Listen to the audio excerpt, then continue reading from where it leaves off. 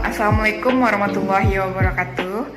Perkenalkan, kami dari kelompok 4 yang beranggotakan saya Cindia Puspita dengan PP 2011029003 dan rekan saya Ria Resti Fauzi dengan PP 2011029025.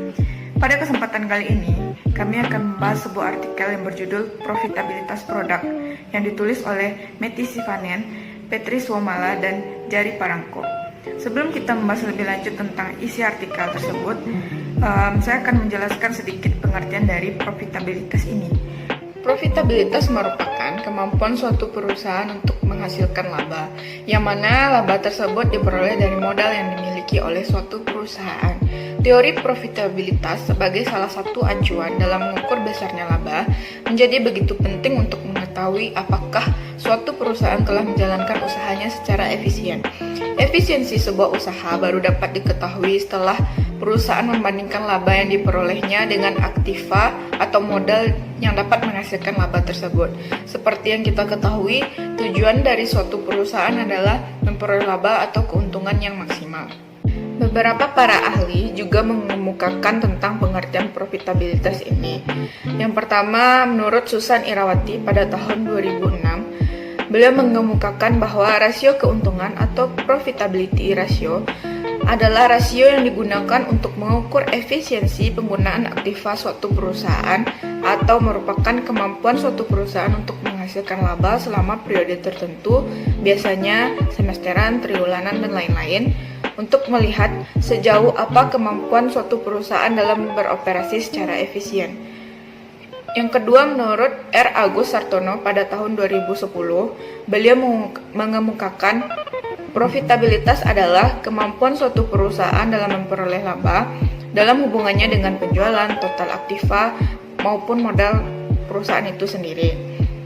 Yang ketiga, menurut Kasmir pada tahun 2011, beliau mengemukakan bahwa rasio profitabilitas merupakan rasio untuk menilai kemampuan suatu perusahaan dalam mencari keuntungan atau laba. Nah, setelah kita mengetahui apa itu pengertian profitabilitas, tentunya juga kita harus tahu dong tujuan dan manfaat profitabilitas ini. Tujuan dan manfaat profitabilitas ini sebenarnya hampir sama. Langsung saja kita bahas tentang tujuan profitabilitas. Yang pertama, untuk mengukur dan menghitung laba yang diperoleh suatu perusahaan dalam satu periode tertentu. Yang kedua, untuk menilai posisi laba perusahaan tahun sebelumnya dengan tahun yang sekarang. Yang ketiga, untuk menilai perkembangan laba dari waktu ke waktu. Yang keempat, untuk mengukur produktivitas dari seluruh dana perusahaan yang digunakan, baik modal sendiri. Yang kelima, mengukur produktivitas seluruh dana perusahaan yang digunakan, baik modal pinjaman maupun modal sendiri. Yang keenam, untuk mengukur produktivitas dari seluruh dana perusahaan yang telah digunakan.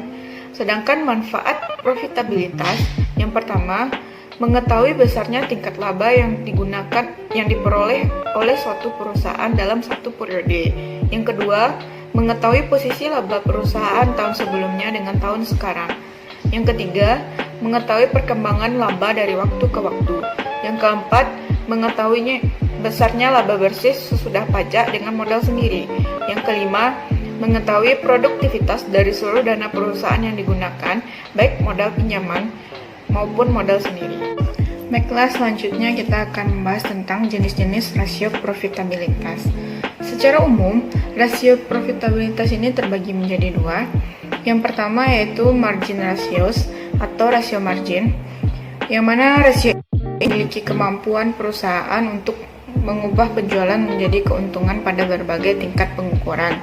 Contoh dari rasio margin ini, yang pertama, gross profit ratio atau rasio margin laba kotor, merupakan rasio yang membandingkan laba kotor dengan pendapatan penjualan. Rasio ini menunjukkan seberapa banyak penghasilan bisnis perusahaan dalam memperhitungkan biaya yang dibutuhkan untuk memproduksi barang dan jasa mereka. Rasio margin laba kotor yang tinggi juga mencerminkan efisiensi yang lebih tinggi dari operasi inti, yang berarti masih dapat menutupi biaya tetap, biaya operasi, dividen, depresiasi, sementara juga memberikan laba bersih kepada pebisnis. Di sisi lain, margin keuntungan yang rendah menunjukkan harga pokok penjualan yang tinggi yang dapat dikaitkan dengan kebijakan pembelian yang merugikan, harga jual rendah, penjualan rendah, persaingan pasar yang ketat, atau kebijakan promosi penjualan yang salah. Yang kedua, margin EBITDA atau ini merupakan singkatan dari earning before interest, tax, depreciation, dan amortization, atau penghasilan sebelum bunga, pajak, depresiasi, dan amortisasi. Margin EBITDA ini mewakili profitabilitas perusahaan sebelum perusahaan memperhitungkan item non-operasionalnya seperti bunga dan pajak, serta item non-tunai mereka seperti depresiasi dan amortisasi. Manfaat dari menganalisis margin EBITDA ini adalah perusahaan dengan mudah dapat membandingkan laba perusahaannya dengan perusahaan lain. Sedangkan kelemahan dari margin EBITDA ini adalah laba bersih dan generasi arus kas yang aktual merupakan indikator kinerja perusahaan yang lebih baik. EBITDA banyak digunakan dalam banyak metode penelitian. Yang ketiga, operating profit margin atau margin laba operasional. Ini merupakan rasio untuk melihat penghasilan sebagai persentase dari penjualan sebelum beban bunga dan pajak penghasilan dikurangkan. Perusahaan dengan margin laba operasi yang tinggi umumnya lebih siap untuk membayar biaya tetap dan bunga atas kewajiban mereka. Dan mereka juga memiliki peluang yang lebih baik untuk bertahan dari perlambatan ekonomi yang ada. Dan mereka juga lebih mampu menawarkan harga yang lebih rendah kepada konsumen mereka daripada pesaing mereka yang memiliki margin laba yang lebih rendah. Margin laba operasional ini sering digunakan untuk menilai kekuatan manajemen perusahaan karena manajemen yang baik secara substansial dapat meningkatkan profitabilitas perusahaan dengan mengelola biaya operasinya. Yang keempat, net profit margin atau disingkat dengan NPM atau margin laba bersih merupakan rasio untuk mengukur laba bersih perusahaan dan membaginya menjadi pendapatan total. NPM ini memberikan gambaran terakhir tentang seberapa menguntungkan sih perusahaan setelah semua biaya diperhitungkan, termasuk juga bunga dan pajak gitu. Alasan kita untuk menggunakan margin laba bersih ini sebagai ukuran profitabilitas mungkin karena rasio ini memperhitungkan semua biaya gitu. Sedangkan kelemahan dari rasio ini karena ia banyak mencakup noise seperti pengeluaran dan keuntungan satu kali yang membuat kita lebih sulit dalam membandingkan kinerja perusahaan kita dengan perusahaan yang lainnya gitu. Yang kelima yaitu cash flow margin atau margin arus kas adalah rasio yang menyatakan hubungan antara arus kas dari aktivitas operasi dan penjualan yang dihasilkan oleh bisnis. Karena dalam rumusnya menghitung margin arus kas berhubungan dengan perhitungan NPM atau net profit margin. Rasio margin arus kas ini mengukur kemampuan perusahaan untuk mengubah penjualan menjadi kas. Sehingga semakin tinggi presentase arus kas, maka semakin banyak uang tunai yang tersedia dari penjualan untuk membayar pemasok, dividen, utilitas, dan utang layanan, serta untuk membeli aset modal. Yang kedua yaitu return ratios atau rasio pengembalian. Rasio ini mewakili kemampuan perusahaan untuk menghasilkan pengembalian kepada pemegang saham atau para stakeholdernya. Return ratios ini contohnya yang pertama return on asset atau ROA merupakan rasio pengembalian aset yang seperti namanya rasio ini menunjukkan persentase laba bersih relatif terhadap total aset perusahaan. Rasio ROA ini secara khusus mengungkapkan berapa banyak laba setelah pajak yang dihasilkan perusahaan untuk setiap nilai dari aset yang dimilikinya. Rasio ini juga mengukur intensitas aset bisnis. Semakin rendah laba per nilai aset, maka semakin intensif aset perusahaan dianggap. Perusahaan yang sangat intensif memerlukan investasi yang besar untuk membeli mesin dan peralatan untuk menghasilkan pendapatannya. Yang kedua, return on invested capital atau ROIC. yaitu pengembalian modal yang diinvestasikan merupakan ukuran pengembalian yang dihasilkan oleh suatu penyedia modal termasuk pemegang obligasi dan pemegang saham.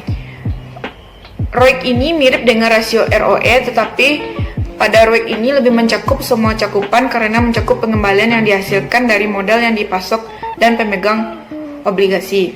Yang ketiga yaitu Return on Equity atau ROE. ROE ini diperhitungkan dengan cara membagi laba bersih pada ekuitas pemegang saham. Baiklah, selanjutnya kita akan membahas sebuah artikel yang berjudul Profitabilitas Masa Depan dan Pengembalian Saham dari Perusahaan Inovatif di Australia. Langsung saja kepada pendahuluannya. Informasi tentang biaya produk dan profitabilitas produk merupakan prasyarat untuk manajemen yang sadar biaya. Manajemen dapat membuat berbagai keputusan yang mempertimbangkan perspektif biaya jika setelah informasi biaya tersedia. Informasi biaya dapat digunakan misalnya dalam keputusan mengenai variasi produk, volume produk, perkembangan profitabilitas produk, atau upaya pemasaran produk tersebut. Oleh karena itu, memahami sebab dan akibat biaya produk sangat penting untuk perencanaan jangka panjang dan jangka pendek oleh suatu perusahaan. Biaya produk adalah biaya produksi dan membawa produk ke pasar. Dalam penetapan biaya berbasis aktivitas atau yang biasa kita sebut dengan ABC, biaya produk dapat ditentukan dengan menetapkan biaya aktivitas ke produk yang menggunakan aktivitas tersebut. Kerangka ABC memandang aktivitas sebagai tugas yang dilakukan untuk membuat atau mengirimkan produk atau layanan. Profitabilitas produk adalah hubungan harga jual produk dan biayanya. Semakin tinggi harga atau semakin rendah biayanya, maka semakin baik profitabilitas suatu produk. Profitabilitas absolut mengacu pada perbedaan absolut antara harga dan biaya. Sedangkan profitabilitas relatif adalah profitabilitas absolut dalam kaitannya dengan faktor-faktor lain, yang biasanya nilai referensi yang relevan adalah harga jual produk. Aktivitas penopang produk adalah aktivitas yang memungkinkan terjadinya produksi produk individu, termasuk pembaruan spesifikasi produk dan pemeliharaannya. Aktivitas terkait pesanan bersifat khusus untuk pesanan tertentu, tetapi tidak tergantung pada volume atau konten pesanan. Tujuan utama dari artikel yang dibuat oleh Matti Sivanen, Petri Suomala, dan Jari Parangko ini adalah untuk menganalisis fenomena profitabilitas produk dan untuk mengetahui penyebab yang menentukan perbedaan profitabilitas antar produk. Selanjutnya yaitu pembahasan. Studi kasus berlangsung dalam 3 tahap utama. Pertama yaitu aktivitas perusahaan kasus diidentifikasi dan dianalisis. Masing-masing proses dan konsumsi sumber daya kegiatan serta hubungan kegiatan dengan objek biaya yang berbeda menjadi perhatian utama selama tahap pertama studi. Kedua, berdasarkan analisis aktivitas yang dilakukan pada tahap sebelumnya, maka dirancang model ABC untuk perusahaan. Model tersebut mencakup biaya sumber daya, aktivitas, produk, dan bahan, sehingga memungkinkan analisis multidimensi. Tahap ketiga dari penelitian ini melibatkan analisis model ABC. Selain itu, beberapa penyesuaian dan koreksi model dibuat berdasarkan umpan balik dari perwakilan perusahaan. Penelitian ini sebagian besar didasarkan pada konsumsi, analisis yang dibuat selama tahap ketiga, dan informasi harga produk yang disediakan oleh perusahaan. Sebelum penelitian, sistem biaya marginal digunakan di perusahaan. Namun, itu tidak diperbarui dengan baik dan biaya overhead tidak dialokasikan secara akurat. Diasumsikan bahwa ABC akan mengalokasikan biaya overhead dengan lebih akurat. Akibatnya, perusahaan memutuskan untuk mulai menggunakan ABC sebagai alat penetapan biaya untuk produknya. Ronde pertama pembangunan model ABC memakan waktu sekitar 8 bulan. Kegiatan yang dimodelkan adalah manufaktur, pembelian, penjualan, dokumentasi, dan teknik. Kegiatan yang dikecualikan adalah manajemen umum, penelitian, dan purna jual. Saat membuat model ABC, hampir semua pekerja kerah putih yang mewakili 52 orang diwawancarai. Biaya aktivitas dibebankan ke produk berdasarkan wawancara dan tindak lanjut waktu produksi perusahaan. Model ABC ditriangulasi dengan membandingkan total jam kerja model dengan yang dicatat perusahaan setiap tahun. Selain itu, biaya model dibandingkan dengan laporan laba rugi. Beberapa ketidakakuratan ditemukan dan dikoreksi dilakukan berdasarkan wawancara. Hasil dari studi ini yaitu hasil yang dihitung dengan model ABC menunjukkan bahwa profitabilitas produk sangat bervariasi. Selanjutnya, model diklasifikasikan menjadi 3 kelompok berbeda berdasarkan profitabilitas absolut, profitabilitas relatif, fase siklus hidup produksi, dan jenis produk. Selanjutnya, 3 dari 4 model yang paling tidak menguntungkan berada pada fase pendahuluan atau pertumbuhan. Selain itu, beberapa model yang paling menguntungkan juga berada pada fase pendahuluan atau pertumbuhan. Model yang berada dalam fase siklus hidup produksi menurun adalah yang paling tidak menguntungkan. Perbedaan utama dalam profitabilitas diamati antara komponen utama dan produk akhir. Namun, produk akhir standar sedikit lebih menguntungkan, meskipun perbedaannya tidak signifikan secara statistik. Akibatnya, produk akhir dianggap sebagai satu kelas. Selanjutnya yaitu model dalam fase penurunan memiliki pemeliharaan produk dan biaya unit yang jauh lebih tinggi daripada model di fase lainnya. Biaya per unit terutama lebih tinggi karena desain model kuno yang telah memberikan prioritas rendah pada pembuatan dan perakitan model.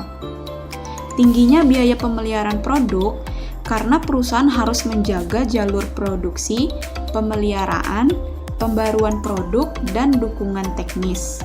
Sementara pada saat yang sama, volume produksi menurun.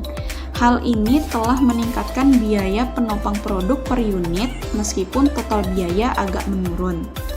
Meskipun biaya unit untuk produk dalam fase pendahuluan atau pertumbuhan berbeda pada tingkat rata-rata, biaya tersebut telah menurun setelah penelitian karena perbaikan proses dan efek kurva pembelajaran. Selain itu, produk pendahuluan atau pertumbuhan memiliki biaya material yang lebih rendah daripada produk yang diganti. Dengan demikian, total biaya per unit produk intro atau pertumbuhan lebih rendah daripada total biaya produk yang diganti. Selanjutnya, sampailah kita pada tahap kesimpulan. Dalam banyak kasus, perusahaan tidak dapat menambah nilai pada komponen utama dengan menggunakannya untuk memproduksi produk akhir. Profitabilitas produksi produk akhir negatif. Dalam hal produksi produk akhir, produk standar dan produk yang disesuaikan tidak berbeda secara signifikan dalam profitabilitas. Model dalam fase siklus hidup jatuh tempo berbeda dalam hal profitabilitas tergantung kepada ukuran produk. Struktur biaya produk perkenalan atau pertumbuhan yang menguntungkan dan tidak menguntungkan serupa satu sama lain, sehingga tidak ada kesimpulan yang dapat diambil berdasarkan struktur biaya. Dalam hal ini, profitabilitas sangat terkait dalam situasi persaingan di pasar. Model yang paling menguntungkan adalah model yang dapat menawarkan penghematan biaya operasional kepada pelanggan. Selain itu, produk ini tidak terlalu sensitif terhadap harga. Produk yang paling tidak menguntungkan adalah produk yang mencoba memasuki pasar di mana sudah ada persaingan harga yang ketat. Selain itu, perusahaan belum mencapai keunggulan kompetitif yang dibutuhkan untuk produk baru. Selanjutnya, studi ini menunjukkan bahwa meningkatkan variasi produk dengan menciptakan lebih banyak model dari satu produk merupakan hal yang menguntungkan. Namun, meningkatkan variasi dengan membuat produk serupa dalam ukuran yang sama tidak menguntungkan. Dengan kata lain, lebih menguntungkan untuk memperluas lini produk yang ada daripada memperkenalkan produk yang sama sekali baru. Sebelum proyek ABC, perusahaan memiliki pandangan yang sangat akurat tentang biaya tenaga kerja langsung dan biaya material. Keuntungan yang diperoleh adalah di bidang biaya tetap, Khususnya biaya keberlanjutan produk sangat berbeda antar produk. Untuk beberapa produk, biaya pemeliharaan produk yang tinggi membuatnya tidak menguntungkan, yang menunjukkan bahwa penetapan biaya marginal mungkin tidak berfungsi dengan baik dalam lingkungan di mana terdapat perbedaan besar dalam biaya pemeliharaan produk. Baiklah, sekian penyampaian materi dari kelompok kami. Mohon maaf jika ada kata yang salah dalam penyampaian materi. Thank you for watching and see you the next video.